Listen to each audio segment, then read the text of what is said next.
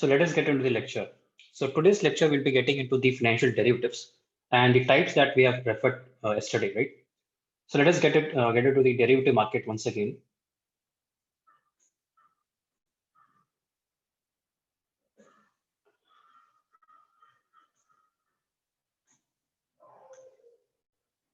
So we already seen in the yesterday's lecture the difference between the cash market and the derivatives market. So already I have given the definition of the derivative. So once again, I'll just once again recall the definition of derivative. See, normally what is this derivative actually? See, derivative, the term itself is a generic term, right? It's a generic term. It's only a generic term, okay? It is nothing but it is a financial instrument, or I can say this particular generic term, the derivative, used to describe a wide variety of financial instruments. It's not only one financial instrument. It describes wide variety of financial instruments. Or in books context, I can say derivative is nothing but a financial instrument. Financial instrument, okay, whose value, okay, whose value depends on or derived, whose value depends on, right, whose value depends on or derived from changes in the value of underlying assets.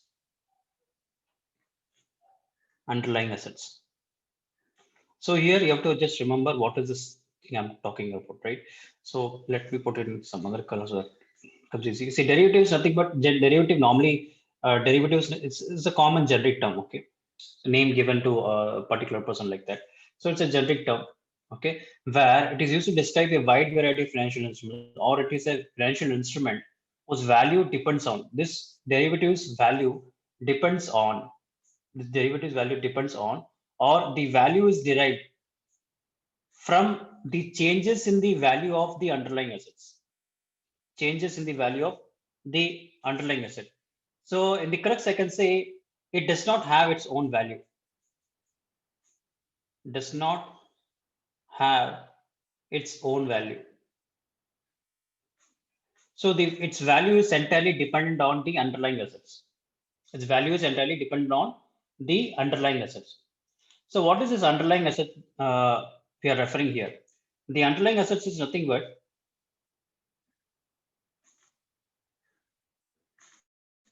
you have put the underlying asset over.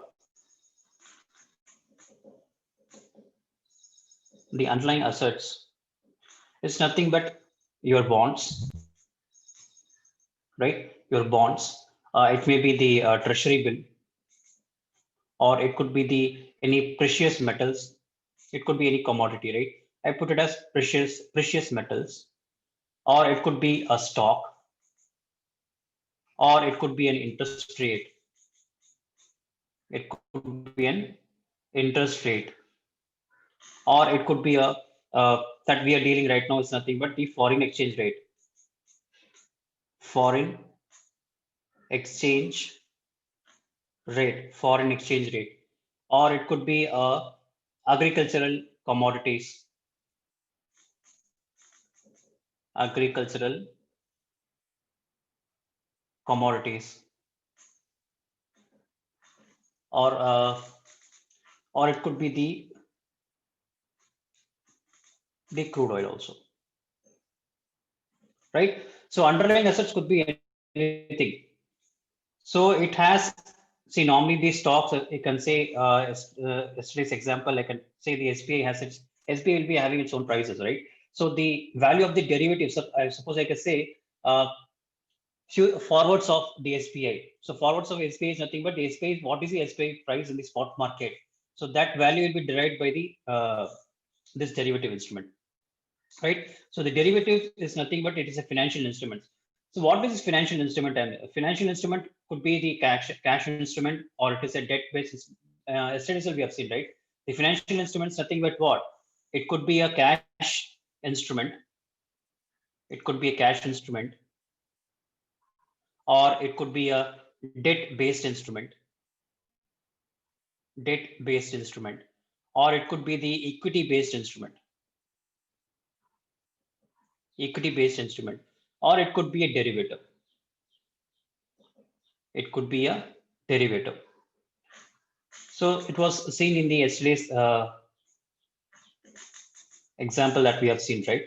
So it is nothing but the financial instrument, nothing but it could be the cash instrument, it could be the debt based, it could be equity based, or it could be a derivative. So only, so the definition nothing but derivative is nothing but, see, the derivative is nothing but it is a financial instrument whose value, this derivative instrument is one of the financial instrument, and this derivatives is a financial instrument whose value depends on, or it is derived from the changes in the value of the underlying asset. Changes in the value of the underlying asset. So this is the typical definition of the derivative. So the underlying asset that we are referring here is nothing but it could be any instrument. Okay, it could be the foreign exchange, it could be bonds, it could be T-bill, treasury bill, it could be the agriculture commodities, it could be the precious metals, right? It could be the crude oil, or it could be the stock, or it could be the interest rate. So this is a typical thing of the definition of your financial derivatives, right? So what does it actually mean? So whenever an investor purchases a derivative, so normally we purchase a stock. Suppose you are an investor, and you are the investor. So it means that you are buying an SBI stock. So you're going to buy SBI shares, whatever maybe it is. So here you're buying an underlying asset. I put it as UA.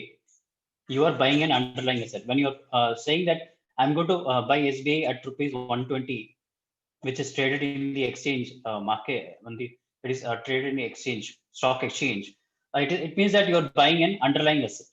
Okay, the underlying asset is nothing but the stock, or it could be the shares.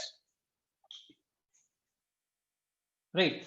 So here you're buying. So when it says that when investor is buying a derivative, or when investor is, so this thing is different, and this is also different. Okay. So when you say when we are buying derivative, or I could say SBI futures and options, FNO, when you're buying a derivative, it means that you are not acquiring the underlying asset. You are not acquiring the underlying asset.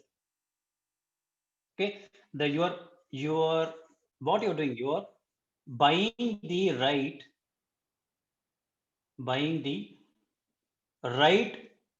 to participate.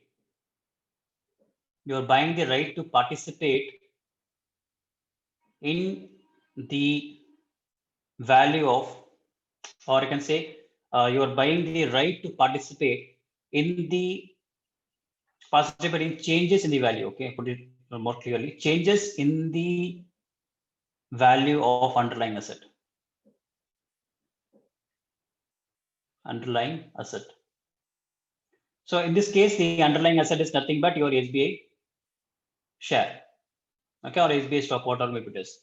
So you're buying the right to participate in the changes in the value of, you're directly or not buying underlying asset in this. So in this context, you're buying a derivative. Okay, you're buying a derivative. In this sense, it means that you are not buying the SBI stock, but you have been buying a right. You're buying the right to participate in the changes in the value of underlying asset. That is, you're not directly buying an underlying asset, but you are buying only a right. That's it. So for the purpose of what? For hedging. For hedging purposes, you are buying the right. So you are afraid that whether the prices may go up or the prices may go down. So this is the typical definition that you have to remember from the investor point of view. So this is a typical thing that you have to know. The next thing, I'll just give you the overall view of the exchange traded, right? The exchange traded derivative contracts we have, right? See, overall the derivative contracts, how it works actually. Derivative contracts. So what are the various derivative contracts we have, right? So I can say derivative is also a contract where you enter.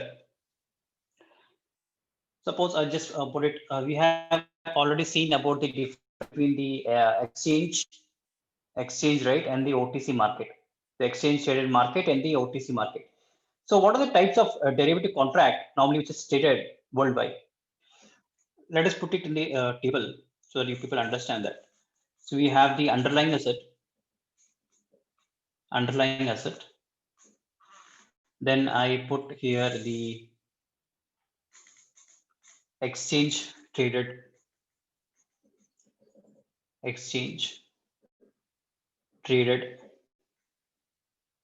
futures. Then you put here exchange traded options. Then you put OTC swap. Then you put OTC forward.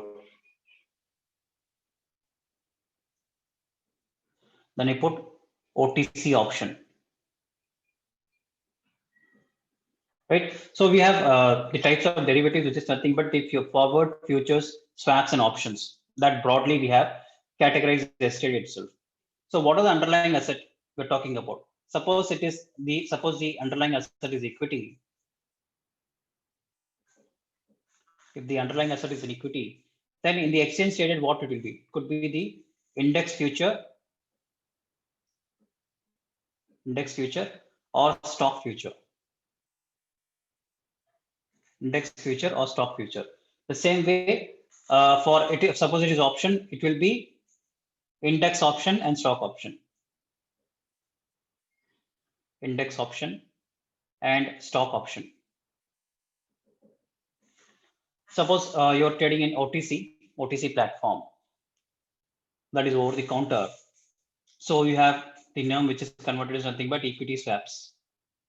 Equity swap. The same way we have, if it is OTC forward, it could be the back to back, or I can say be like a repo agreement.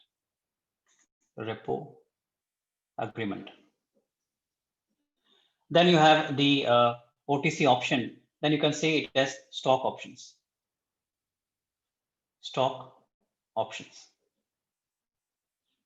Right?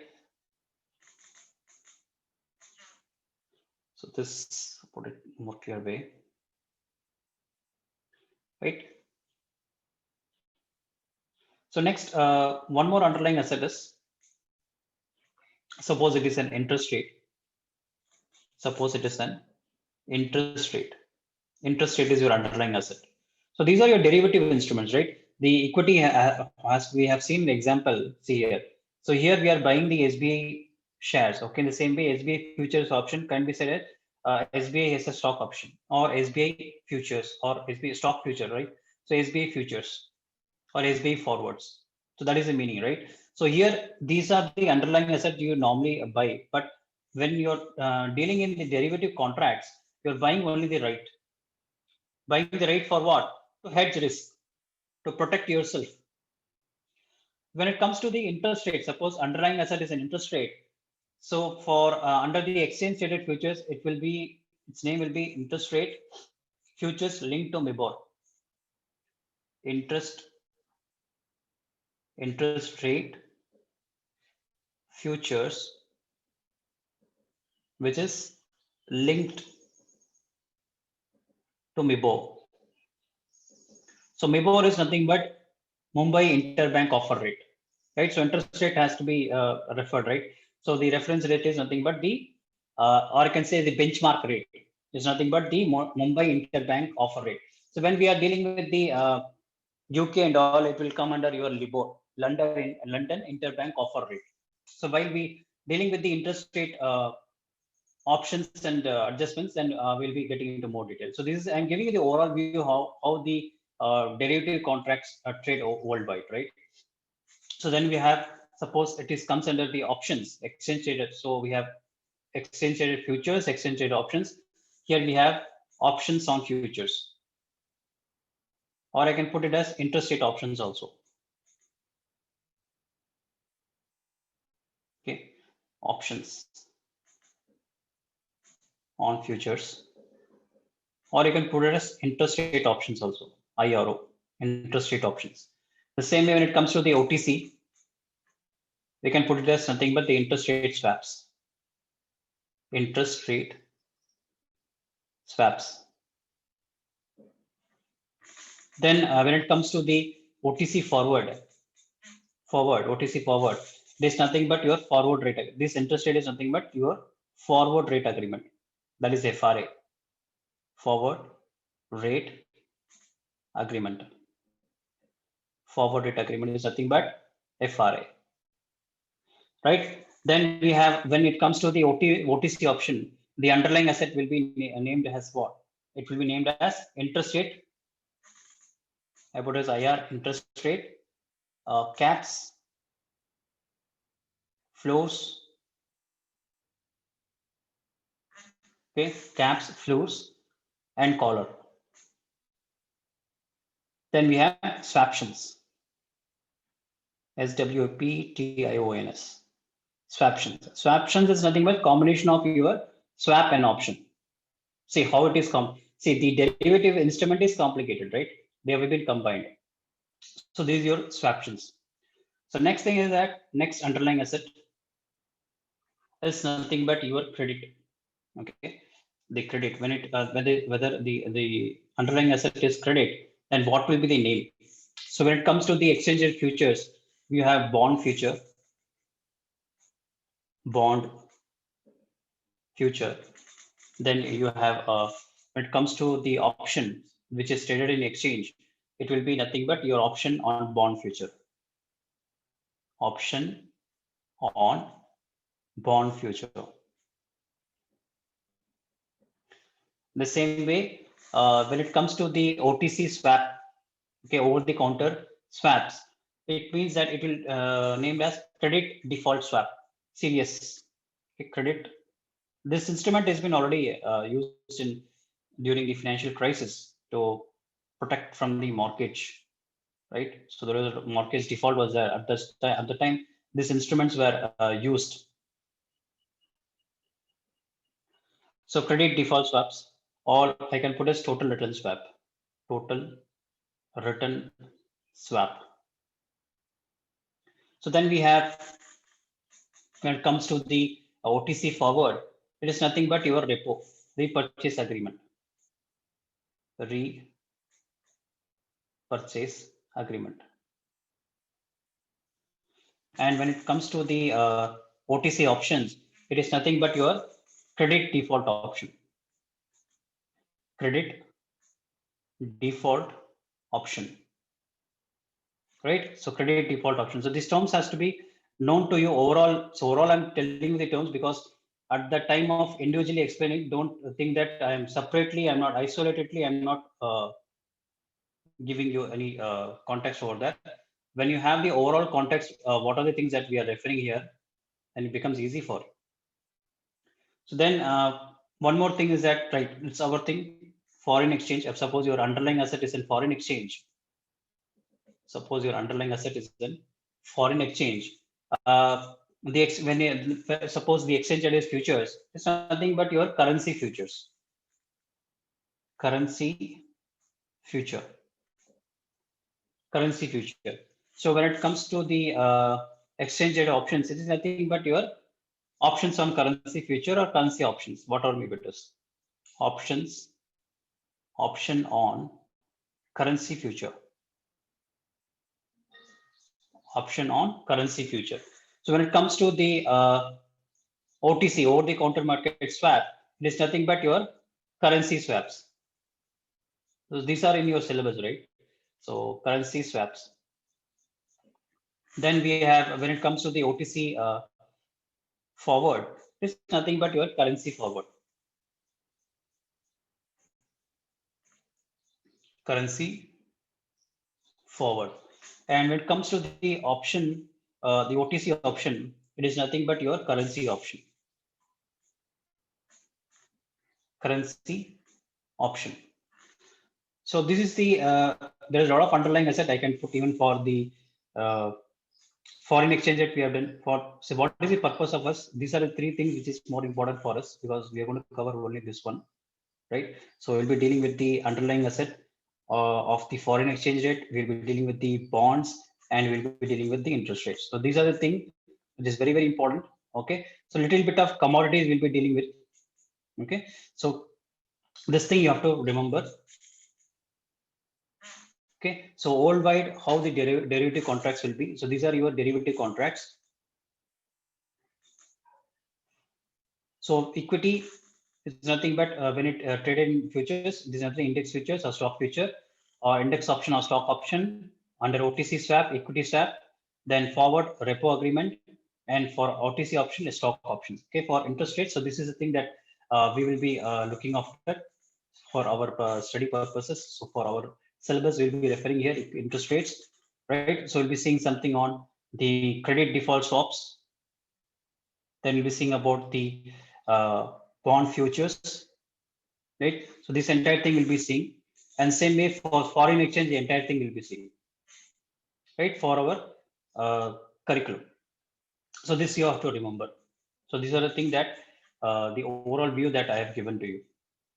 So let me recall once again what we have done. So we have done is nothing but we have defined the term called derivative. So derivative is nothing but a financial instrument whose value depends on or derived from an underlying or from the changes in the values of underlying asset.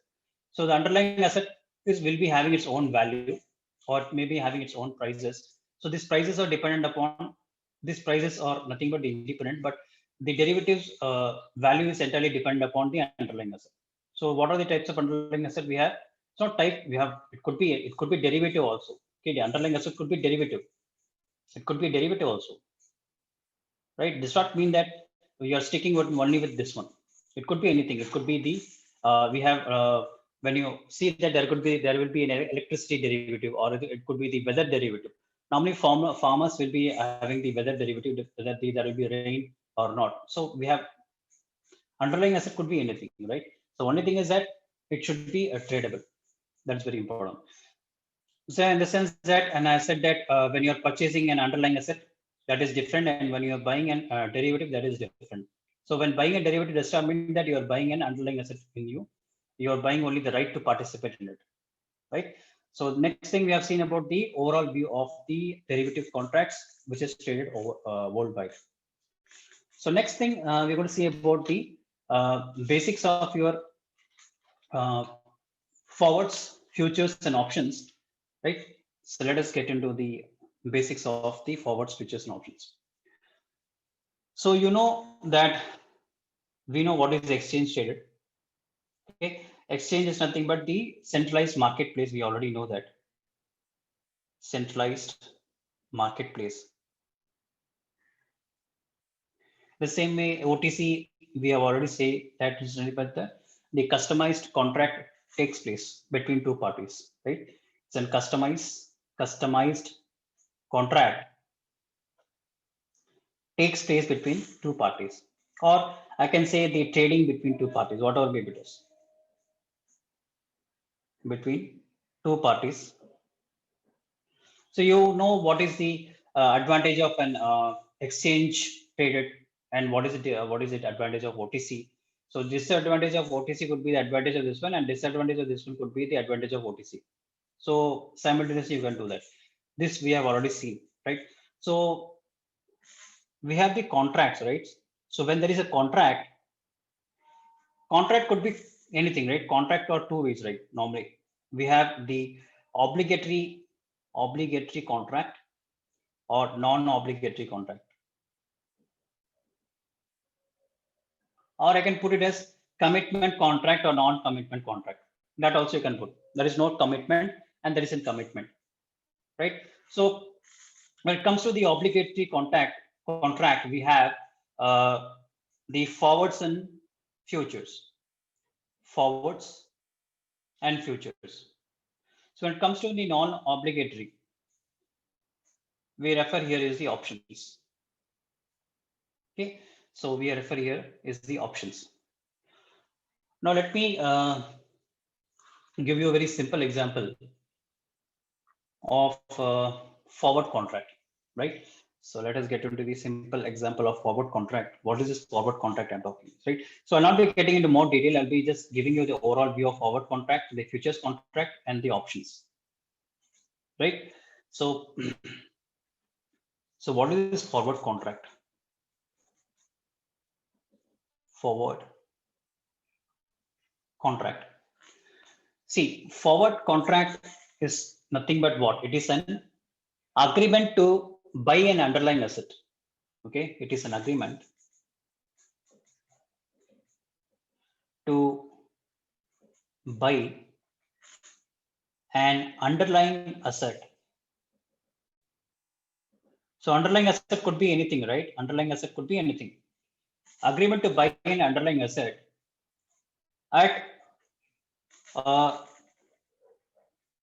specified price. Okay, specified price, I put it as pre. Okay, already we have been decided. Okay, I put it pre or pre-specified price on a specified date.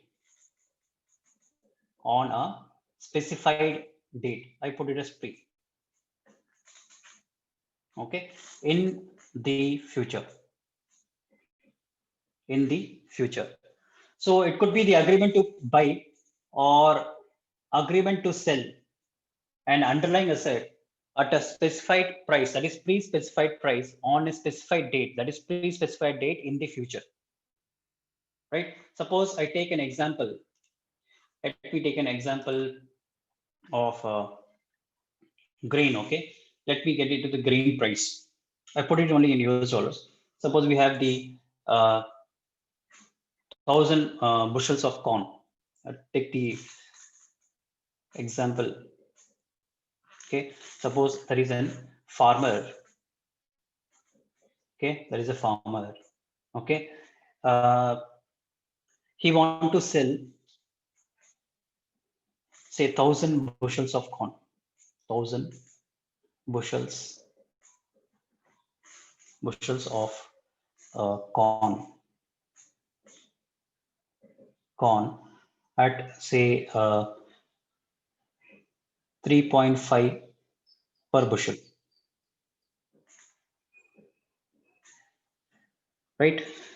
On, say, any date you can put on, say, 31st August 2020.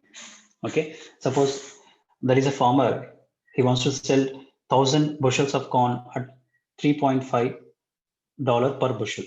So here on 31st date 2020. So he suppose the date when he's saying suppose he's saying on 1st April 2020, the farmer has decided that the underlying asset is what? The underlying asset is nothing but the corn. The corn is your underlying asset, right? So how much quantity? 1,000 bushels. Okay, at pre-specified price. What is the pre-specified price over here? It is $3.5 per bushel. It is your pre-specified price at pre-specified date. This is your pre-specified date. Okay, so this is your pre-specified date. This is your pre-specified date. Okay, then what is the underlying asset that we are referring here? It is nothing but the corn. Okay, and the underlying asset, the corn has been represented in T's. I put it as QTY. Then the pre-specified price is nothing but $3.5 per bushel. So the farmer is afraid that in future the price per bushel of corn may decrease. So he has decided that he has come to an agreement in the future on August 31st of August 2020. He has decided to sell the corn at 3.5 per bushel.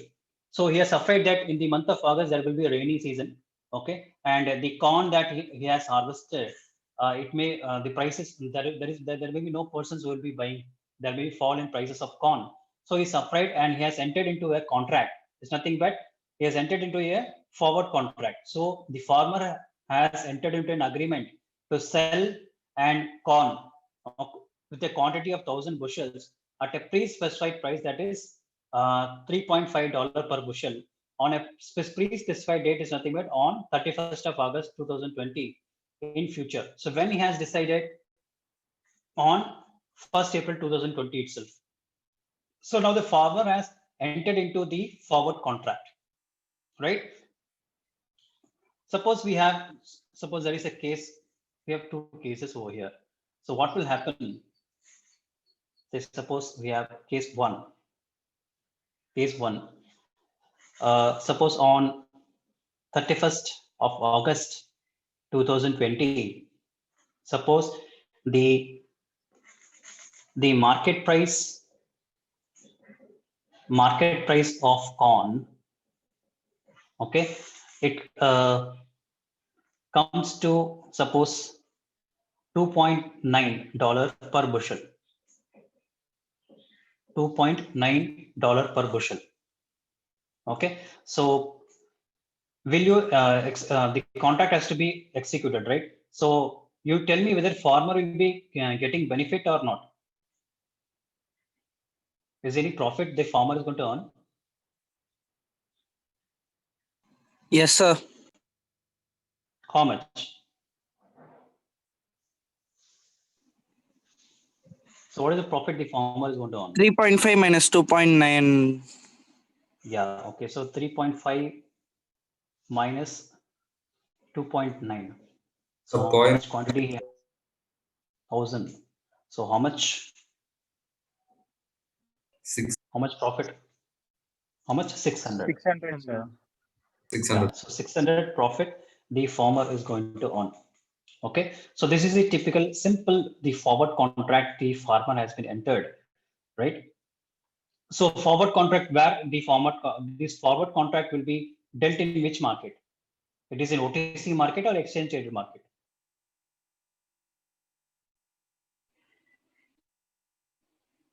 Is it OTC, sir?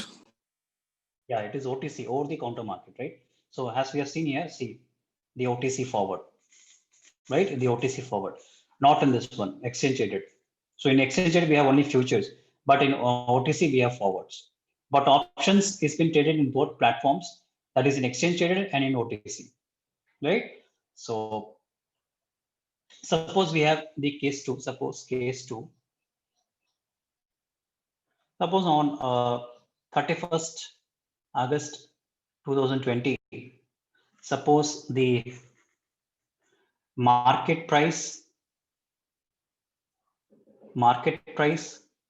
of corn becomes $4 per bushel.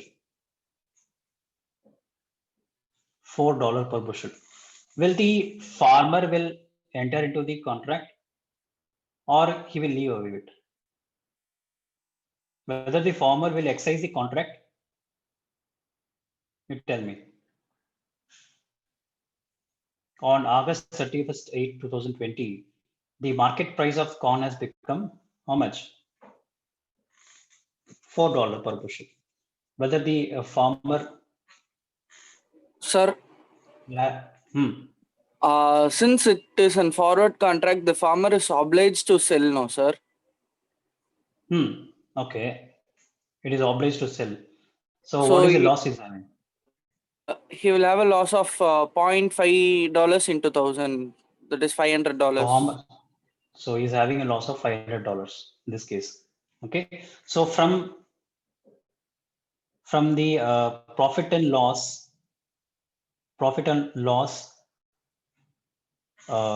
angle, it can be said that the decision was against him. The decision is wrong. The wrong decision is taken by the farmer, right? So what is the purpose? See here, see the forward contract is obligated to do that actually.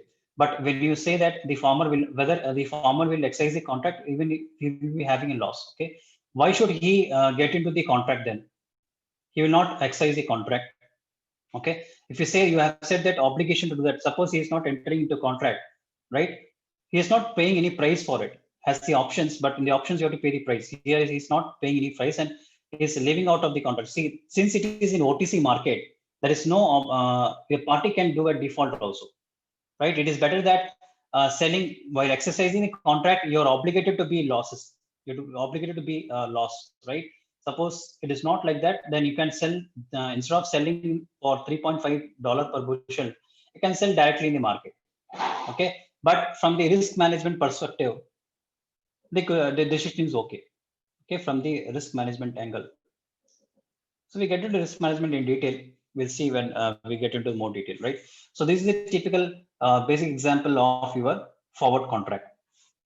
So when it comes to the futures contract,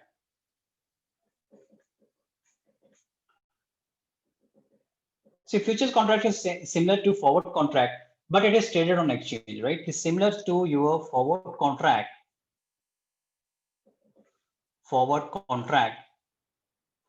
but it is traded in your exchange, traded in exchange. One thing is that here you have the customized contract that can be played over here, and here you have the standardized contract. So normally, one more term that you have to remember is that in this case, I put some other symbols so that it becomes easy for you to remember. Suppose I can say long. The term long is nothing but the party which agrees to buy the underlying. Okay, so the party, whoever may the party, so buy the underlying assets. Okay, it could be any party. Okay, let's put in party bracket. Maybe party name maybe could be a broker, it could be an investor, it could be anyone else, right? So long is nothing but you're agreeing to buy an underlying asset. Put it clearly over here so that agrees. It's very, very important. Okay, the term is very, very important. Buying the underlying is nothing but we are directly dealing with the stock, buying a stock. So here we are dealing with the agreement, right? So this is the you're agreeing to buy the underlying asset, right? And the same way when the term short, it is nothing but agrees to sell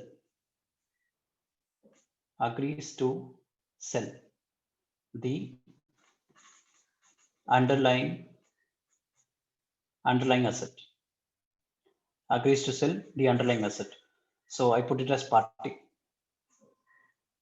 Okay, it could be any party. And the party could be agreeing to sell the underlying asset. So in our example, who is the party here? In our example, who is the party? Short, sir. No, who is the party who is dealing in the contract? Farmer. Farmer, yeah. Okay, so farmer is a party over here. So it may be depending upon the transactions. You can find there may be a farmer, there may be a fund manager, there could be investment manager, there could be the foreign exchange professionals over be there. There could be any party. Okay, so while doing the transaction, you should know who is dealing with that. It is a broker or whom it is. So next thing is that there is some symbols that you have to remember. Okay, that means it put these symbols to be more simpler so that you people can I don't know, confused with that. Suppose we have the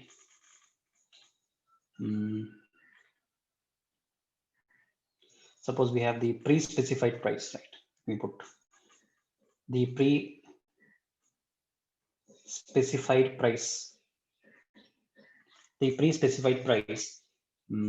or I can say the delivery price.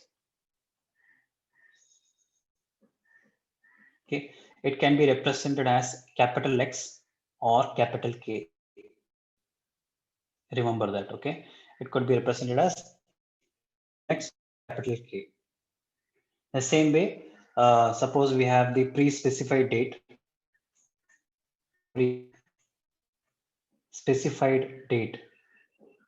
okay, or I can say it could be the expiration date also.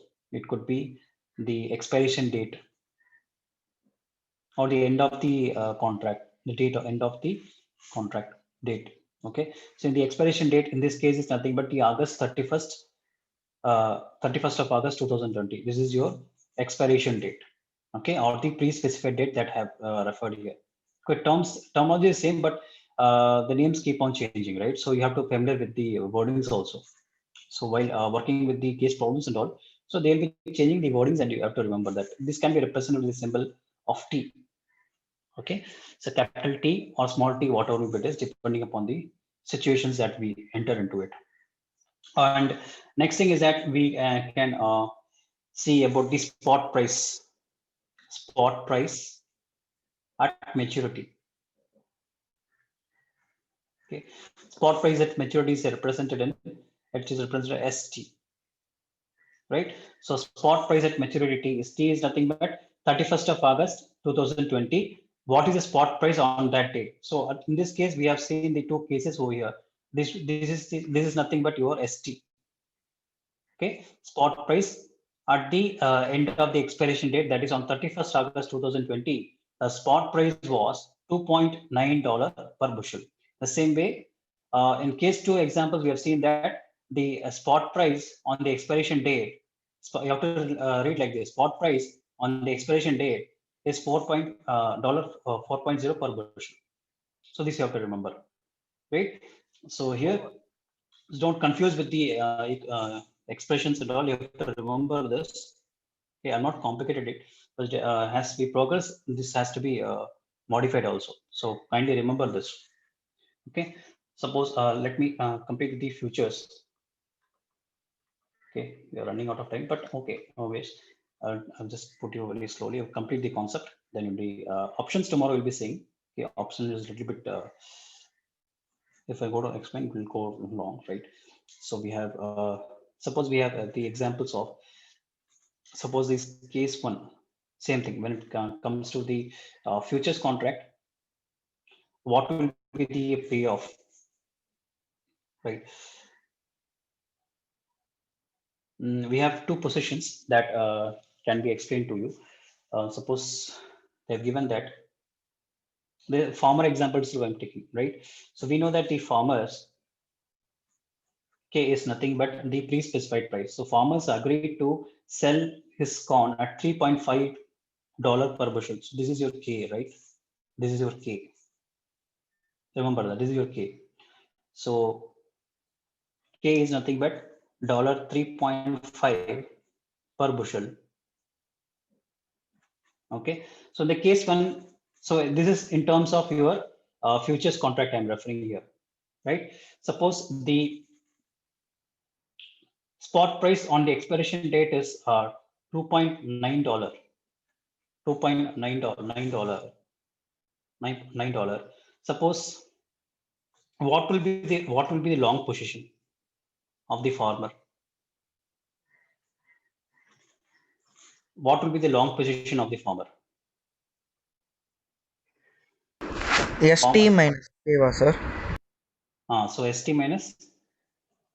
So long position, whether the farmer is taking a long position or he is taking a short position.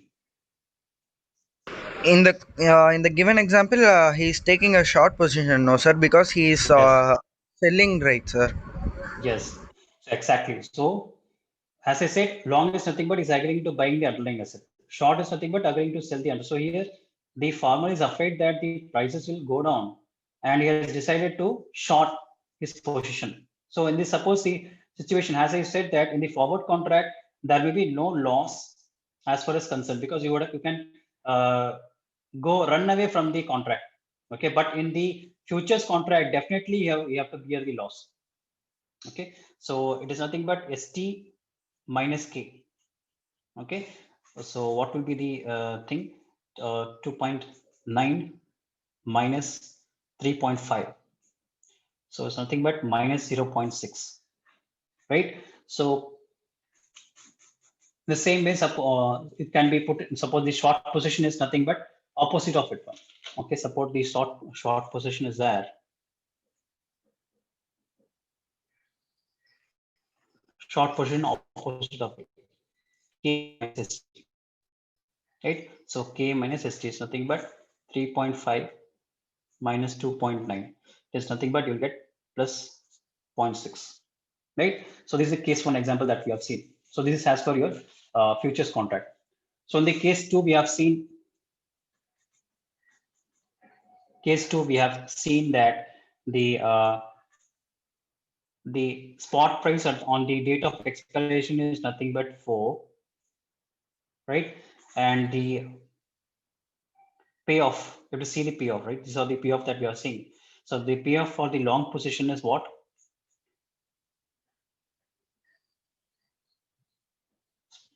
K, you know that, right? So K, the firm is willing to do that. Same thing, ST minus K. So farmer will be bearing a loss, right? 4 minus 3.5. As you said, there is a, no, he is going to benefit out of it. Suppose he is taking a long position, suppose he's going to buy green, but in this case, he has taken short position, right? So when it comes to the short position, it is nothing but K minus ST. So which is nothing but $3.5 minus $4. Okay, so as you said, if the farmer suppose the case 2 is the condition for the farmer, then you will be getting a loss of minus 0.5, which is into 1000, that is $500. So this is for futures contract, and you're obligated to do with the exchange traded. That is the difference between this. So when it comes to the payoff of the forward contract or the futures contract, it will like it. Say suppose we have the axis over here. Okay, this is your y-axis. This is your y-axis, which is your payoff. Okay, and this is your spot price at the date of expiration. Okay, x-axis is nothing but spot price at the date of expiration. I put it as K. K is nothing but what? K is the farmer that he has given the pre-specified price at which he is going to sell the corn. So how the line will be actually? What will be the long payoff? So long payoff is nothing but ST minus K. Okay, so ST minus K. So how the line will be? It will be here. Okay, for long payoff, the line will be linear, right? So you can see the conditions also here, right? So here in this case, it's nothing but suppose in this case your expiration the spot price of the expiration date is more than your excise price, that is your K, right? So in this case is nothing but what? Your spot price on the expiration date is greater than your pre-specified price, which is given by the farmer, right? So payoff will be normally what? Payoff will be greater than 0. So in this case, the spot price on the expiration date will be less than the price which is specified to be farmer. So in this case, the payoff will be less than 0. So this is the payoff diagram for your long forward, right? Long forward. So put it as payoff forward contracts. Forward contract diagrams. Okay, so forward contract payoffs diagram. So you can also see there is a triangle over here. So you can, if you're a technical analyst, you can just see what type of triangle it is. So you have the angle nothing but the 45 degree. So let us see this. What is actually this and all? Let us see that when we get into deep diving into hedging, then only we need this requirements. Okay, for basic purpose, you remember what is the payoff. So how will be the short payoff? The short payoff will be mirror image of that one. So we have the payoff. Okay, so this is your 0. This is nothing but your x-axis. This is your x-axis, and this is your y-axis. Okay, so we have spot price at the date of expiration. Then we have the pre-specified price, right? So at this time, when it is short payoff. So short payoff is nothing but your pre-specified price minus your spot price at the date of expiration. So at this time, what will happen? The line will be this one. Okay, so in this case, the slope will be -1, -1. Okay, in this case, the slope is +1, right? So this will be your short payoff, and this is your long payoff for your forward contract or the futures contract, whatever it is. Right, so both are same only. So kindly do that. I'll be sending you today some material regarding that. You people read that. Okay. So today's session, I've taken a long time, but I've taken very slowly actually. So is there any clarifications to today's lecture? So okay, now?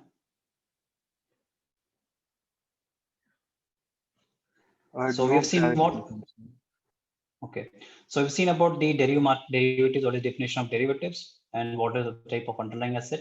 And we have seen about the what are the derivative contracts which is traded worldwide.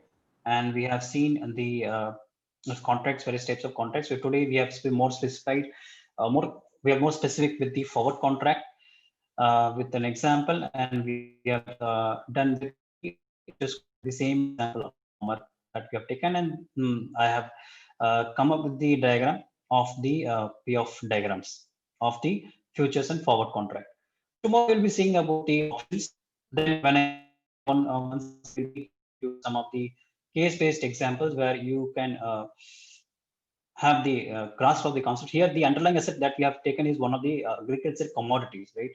Let me specify also that, right? So what type of underlying asset we are taking here, right? So here we are concerned, we have just taken the example of the agriculture commodity called the corn, right? So when then you have to feel that, so when you have to go with the dealing with the foreign exchange rate, you should know the clarity on the underlying asset also. Okay, when you're not having proper knowledge on the underlying assets itself, you are more weak in this one. It is really difficult to understand the concept. So with this, I will be ending this session. Okay.